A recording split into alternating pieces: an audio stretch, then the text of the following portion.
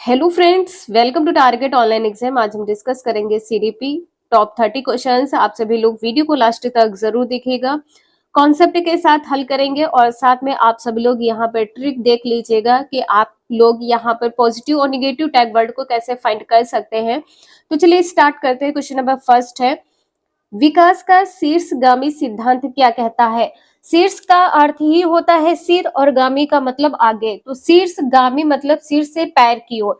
आपका आंसर यहाँ पर क्या सही हो जाएगा, जो विकास होता है सिर से पैर की तरफ बढ़ता है। आपका आंसर यहाँ पर सी सही हो जाएगा।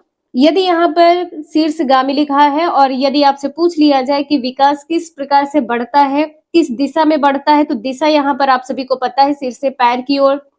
शीर्षगामी या मस्तकाधोमुखी विकास कह सकते हैं। यहाँ पर यह भी लिख लीजिएगा, मस्तकाधोमुखी विकास, मस्तकाधोमुखी विकास। और यहाँ पर हिंदी लिखा है और आपके क्वेश्चन पेपर में इंग्लिश में आया था सेफेलोकोडल, तो यहाँ पे ध्यान रखिएगा मस्तकाधोमुखी विकास ही है।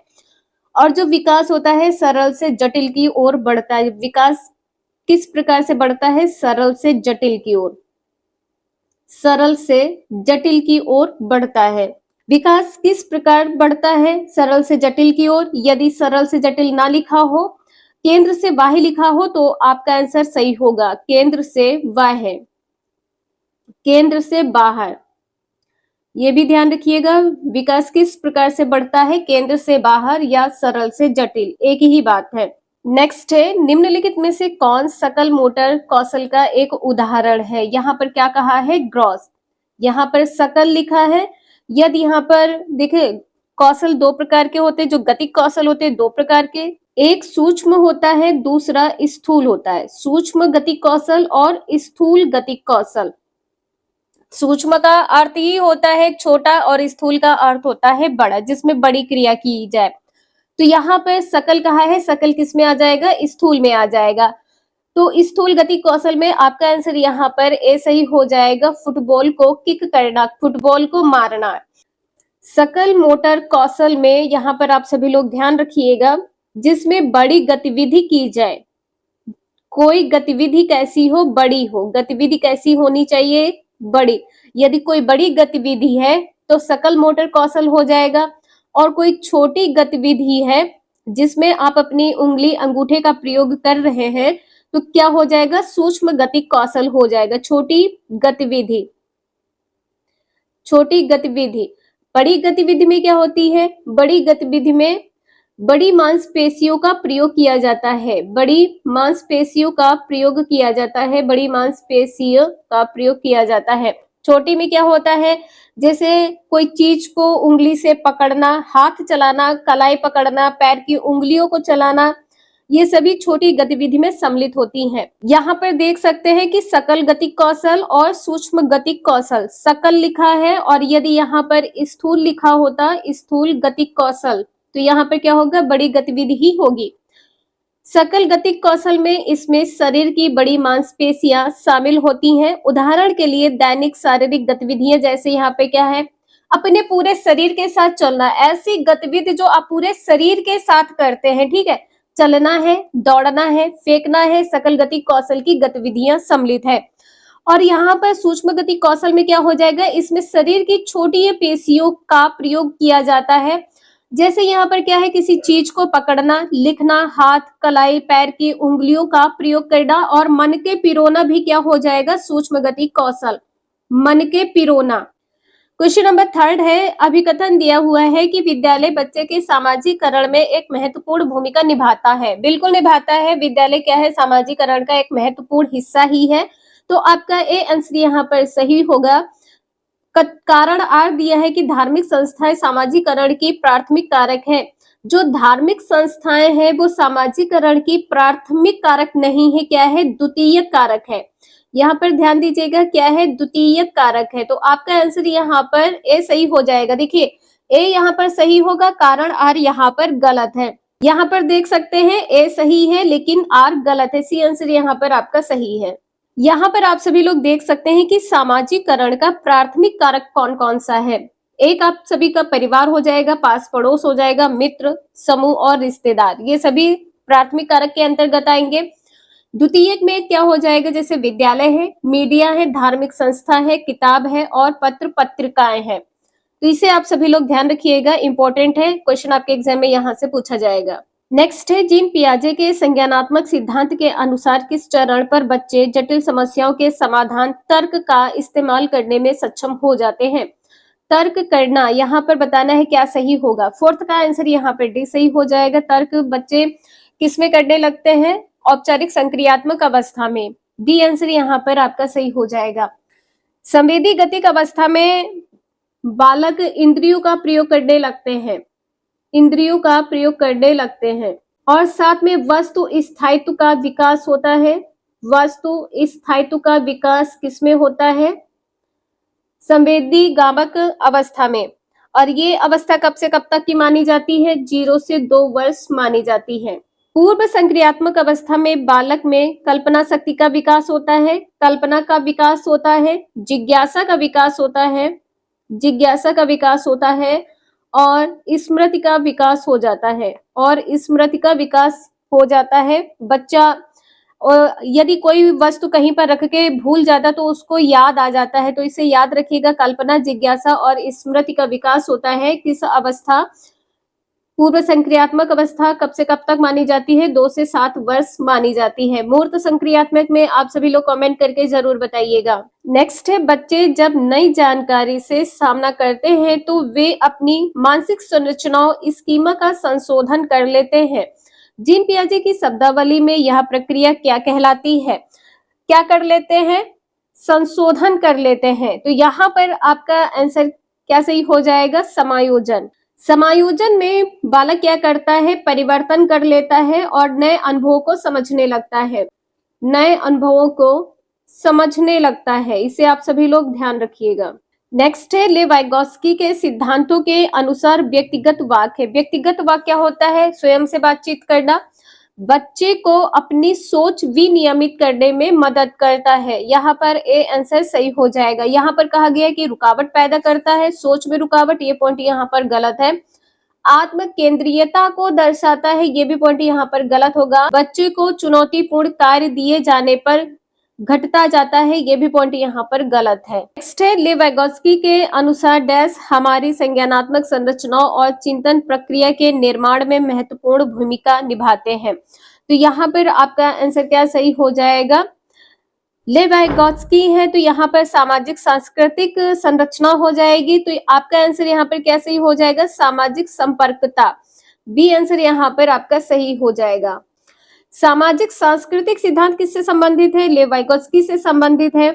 इनका कहना है कि जो बालक है वो समाज और संस्कृति में रहकर अनुकरण करता है, समाज और संस्कृति में रहकर अनुकरण करता है, अनुकरण के माध्यम से सीखता है, समाज के साथ अंतःक्रिया करके स्वयं का विकास करता है। इसमें बालक क्या करता है, स्वयं का विकास करता है। नेक्स्ट है, लॉरेंस कोहल वर्ग के अनुसार नैतिक विकास के स्तरों का सही क्रम क्या है। लॉरेंस कोहल वर्ग के अनुसार, तो आपका आंसर यहाँ पर क्या सही होगा, पहले क्या होगा, पूर्व पारंपरिक नैतिक विकास हो जाएगा, इसके बाद में पारंपरिक नैतिक विकास, इसके बाद में उत्तर पारंपरिक नैतिक विकास। ए आंसर यहाँ पर आपका सही हो जाएगा। सीक्वेंस आप सभी लोग याद जरूर कर लीजिएगा।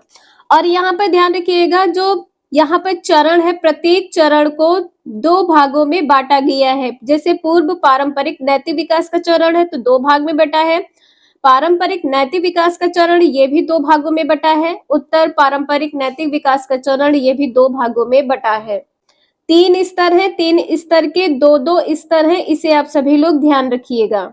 नेक्स्ट है, प्रगतिशील शिक्षा सुझाती है कि डैश शैक्षिक नियोजन का केंद्र होना या होनी चाहिए। तो यहाँ पर क्या है, यहाँ पर कहा है कि शैक्षिक नियोजन का केंद्र क्या होना चाहिए, सभी को पता है विद्यार्थी होना चाहिए। ठीक है, प्रगतिशील कक्षा में केंद्र किसको माना गया है, विद्यार्थी को। प्रगतिशील कक्षा में याद करने के बजाय, रटने के बजाय सीखने पर बल दिया गया है, सीखने पर बल दिया गया है, ध्यान रखिएगा। और यहाँ पर ध्यान रखिएगा, सीखने पर या अनुभव पर बल दिया गया है, सीखने पर या अनुभवों पर बल दिया गया है।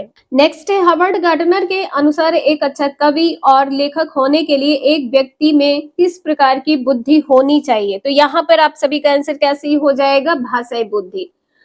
बी आंसर यहाँ पर सही है। कवि और लेखक होने के लिए व्यक्ति में यदि भाषाई बुद्धि है तभी वह कवि या लेखक बन सकता है। और यहाँ पे ध्यान दीजिएगा, हावर्ड गार्डनर के द्वारा 8 प्रकार की बुद्धि को सम्मिलित किया गया है। कौन कौन सी 8 प्रकार की बुद्धि है? पहली है भाषाई बुद्धि, दूसरी है तार्किक गणितीय बुद्धि, तीसरी है संगीतात्मक बुद्धि, चौथी है शारीरिक बुद्धि, पांचवी है दिक् स्थान संबंधी बुद्धि, छठी है अंतर्वैयक्तिक बुद्धि और सातवीं है अंतर्वैयक्तिक बुद्धि, आठवीं है प्रकृतिवादी बुद्धि।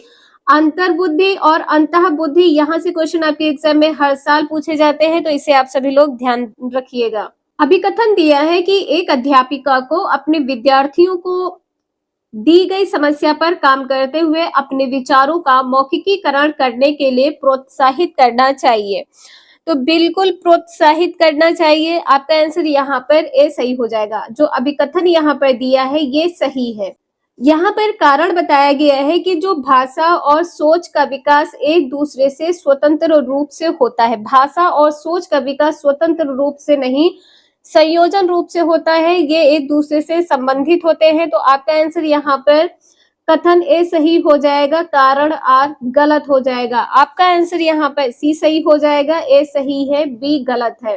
नेक्स्ट है, आपकी कक्षा में जब कोई लड़का रोता है तो दूसरे विद्यार्थी उसे यह कहकर चिढ़ाते हैं कि लड़कियों की तरह व्यवहार मत करो, लड़के नहीं रोते। उनका यह कथन क्या दर्शाता है? मतलब लड़के होकर अपने इमोशंस बाहर नहीं निकाल सकते हैं, तो यहाँ पे क्या हो जाएगा? रूढ़बद्धता हो जाएगा, रूढ़वादिता। आपका आंसर यहाँ पर डी सही हो जाएगा, जेंडर रूढ़वादिता, लैंगिक रूढ़वादिता। आपका डी आंसर यहाँ पर सही है। और जेंडर कैसी संरचना है? तो यहाँ पे ध्यान रखिएगा, जेंडर सामाजिक संरचना है। जेंडर कैसी संरचना है? ये क्वेश्चन आपके 2018 या 19 में पूछा गया था। सामाजिक संरचना है। नेक्स्ट है, विद्यार्थियों की अधिगम शैली चयन में व्यक्तिगत विभिन्नताओं को किस नजरिए से देखना चाहिए? जो व्यक्तिगत विभिन्नता है इसको किस नजरिए से देखना चाहिए? विकास की प्रक्रिया की नजर से देखना चाहिए। यहाँ पर आपका आंसर बी सही हो जाएगा। विकास प्रक्रिया एक प्राकृतिक और स्वाभाविक रूप है। जो विकास प्रक्रिया है ये प्राकृतिक और स्वाभाविक रूप है। बी आंसर यहाँ पर आपका सही है। नेक्स्ट है, अधिगम हेतु मूल्यांकन के संदर्भ में निम्न में से कौन सा कथन सही नहीं है? मूल्यांकन कैसा शब्द है? मूल्यांकन एक व्यापक शब्द है, ये पॉइंट यहाँ पर पॉजिटिव है। मूल्यांकन कैसा होना चाहिए? सतत होना चाहिए, ये भी यहाँ पर सही है। मूल्यांकन मानकीकृत परीक्षणों द्वारा करना चाहिए, मानकीकृत परीक्षणों द्वारा करना चाहिए, ये पॉइंट यहाँ पर सही नहीं है। आपका आंसर यहाँ पर सी सही हो जाएगा। अधिगम हेतु जो मूल्यांकन किया जाता है इसे अन्य किस नाम से जानते हैं? रचनात्मक मूल्यांकन। ध्यान रखिएगा, रचनात्मक मूल्यांकन के नाम से जानते हैं। नैदानिक परीक्षण के नाम से जानते हैं, नैदानिक परीक्षण के नाम से भी जानते हैं। नेक्स्ट है, शिक्षक द्वारा पूछे गए निम्नलिखित में से कौन सा प्रश्न बच्चों में रचनात्मकता और समस्या समाधान दृष्टिकोण को बढ़ावा देता है? रचनात्मक की यहाँ पर बात की गई है जिसमें बच्चे अलग अलग प्रकार से अपने आंसर देंगे। ठीक है, आपका क्या नाम है? तो बच्चे का जो नाम होगा वही वो बताएगा। अपने शहर में प्रदूषण कैसे कम कर सकते हैं? तो प्रत्येक बच्चा अलग अलग प्रकार से अपने आंसर देगा। तो इसमें बच्चा क्या करेगा? रुचि लेगा। रचनात्मक और समस्या समाधान के दृष्टिकोण को कौन बढ़ावा देगा? आंसर बी, यहाँ पर बी आंसर सही है। नेक्स्ट है, हाशिए पर स्थित समूहों से आने वाले विद्यार्थियों के सामाजिक सांस्कृतिक ज्ञान के प्रति किस तरह का दृष्टिकोण होना चाहिए? दृष्टिकोण यहाँ पर पूछा गया है, तो आपका आंसर यहाँ पर क्या सही होगा? यहाँ पर कहा गया है अर्थहीन, ये निगेटिव पॉइंट है, इसे ध्यान रखिएगा कि उसे अध्यापन अधिगम प्रक्रिया में अर्थहीन मानना चाहिए, पॉइंट यहाँ पर गलत है। उसे मान देना चाहिए और अध्यापन अधिगम प्रक्रिया में शामिल करना चाहिए, तो ये बिल्कुल सही है। आपका आंसर यहाँ पर भी सही हो जाएगा। मान की मतलब अर्थ क्या हो जाएगा कि उसे वैल्यू देना चाहिए। कभी भी बच्चे को इग्नोर नहीं करना, इसे ध्यान रखिएगा, उसे नकार देना चाहिए और अध्यापन अधिगम प्रक्रिया में शामिल करने से बचना चाहिए, ये पॉइंट यहाँ पर गलत है।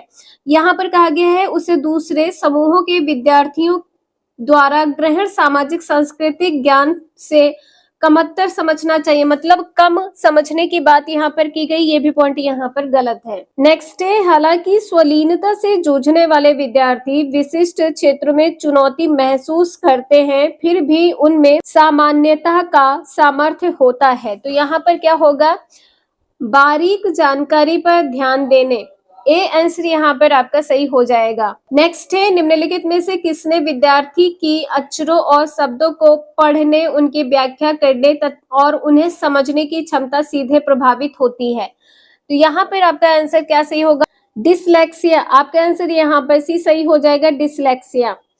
पढ़ने संबंधी यहाँ पर कहा गया वाचन, तो वाचन मतलब पढ़ने संबंधी है। नेक्स्ट है, दृष्टि बाधित से जूझने वाले विद्यार्थियों के समावेशन में निम्न में से कौन सा कारक बाधा बन जाता है। कौन सा कारक बाधा बन जाता है, तो यहाँ पर ये बताना है। बच्चे स्पर्श चित्र देखकर बता सकते हैं, हस्तलिखित नोट्स वो लिख नहीं सकते,